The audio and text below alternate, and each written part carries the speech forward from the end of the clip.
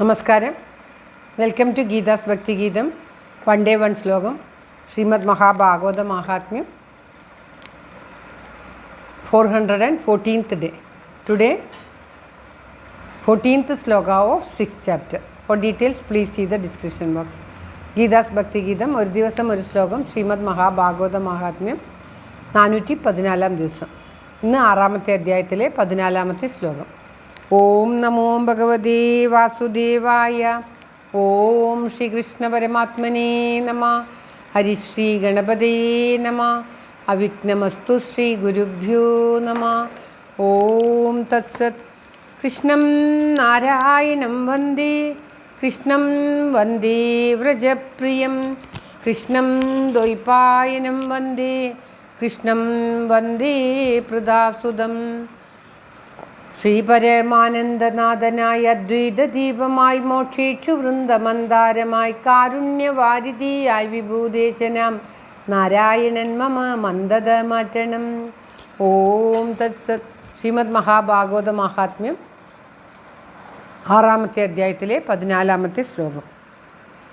അർവാക് പഞ്ചഹദോ യത്ന ദാസ്തരാണി പ്രമേളയേത്, കർത്തവ്യോ മണ്ഡപ പ്രോച്ചൈ കദളീഖണ്ഡമണ്ഡിതാ.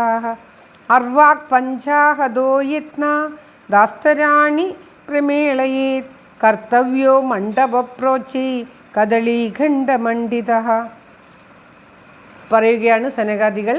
4-5 ദിവസങ്ങൾക്ക് മുമ്പ് പഞ്ചാഹദോ, അതായത് 4-5 ദിവസങ്ങൾക്ക് മുന്നു തന്നെ ജനങ്ങൾക്ക് യത്നാദാസ്തരണ പ്രമേളയേത്, അതായത് വളരെ ശ്രമിച്ചുകൊണ്ട് തന്നെ ജനങ്ങൾക്ക് ഇരിക്കാനുള്ള പായ മുതലായവ ശേഖരിച്ചു വെച്ച് ഭൂമിയിൽ നന്നായി വിരിച്ചു വയ്ക്കണം.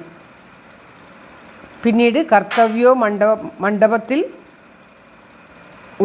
ഉന്നതമായ ഒരു മണ്ഡപം നിർമ്മിച്ച്, നല്ലൊരു മണ്ഡപം നിർമ്മിച്ച് കദളീഖണ്ഡമണി, കദളി കുലവാഴ കൊണ്ട് ഭംഗിയായി അലങ്കരിച്ചു വയ്ക്കണം.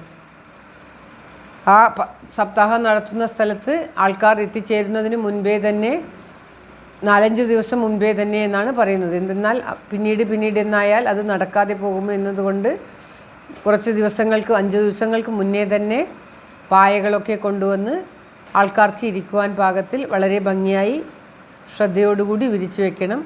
അതല്ലാതെ ഉയരത്തിൽ ഒരു മണ്ഡപം, ആ സ്ഥലത്ത് തന്നെ ഉയരത്തിലൊരു മണ്ഡപം നിർമ്മിച്ച് ആ മണ്ഡപത്തിൽ കദളി വാഴക്കൊല കൊണ്ട് നിർമ്മിച്ച ഒരു മണ്ഡപം, ആ വാഴക്കൊല കൊണ്ട് അലങ്കരിച്ച ഒരു ഉയരത്തിൽ ഒരു മണ്ഡപം നിർമ്മിച്ച് വയ്ക്കണം എന്നാണ് ഈ ശ്ലോകത്തിൽ പറയുന്നത്. ഇനി ആ മണ്ഡപങ്ങളൊക്കെ എങ്ങനെയൊക്കെ അലങ്കരിക്കണം, എന്തൊക്കെ ചെയ്യണം എന്നുള്ളത് അടുത്ത ശ്ലോകങ്ങളിൽ വീണ്ടും പറയുന്നുണ്ട്. ശ്ലോകം ഒരിക്കൽ കൂടി.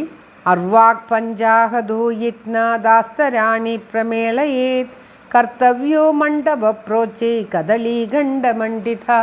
സർവത്ര ഗോവിന്ദനാമ സങ്കീർത്തനം. ഗോവിന്ദ ഗോവിന്ദ. എല്ലാവർക്കും എല്ലാവിധ ആയുരാരോഗ്യ സൗഖ്യവും നന്മയും പ്രാർത്ഥിച്ചുകൊണ്ട് ഈ ശ്ലോകം സമർപ്പിക്കുന്നു. Geetha Rajan. Thank you for watching. All the best. Have A very very nice day. God bless you. എല്ലാവർക്കും എല്ലാവിധ ആയുരാരോഗ്യ സൗഖ്യവും നന്മയും ഉണ്ടാകട്ടെ. ഭഗവാൻ അനുഗ്രഹിക്കട്ടെ. ഓം തത്സത്.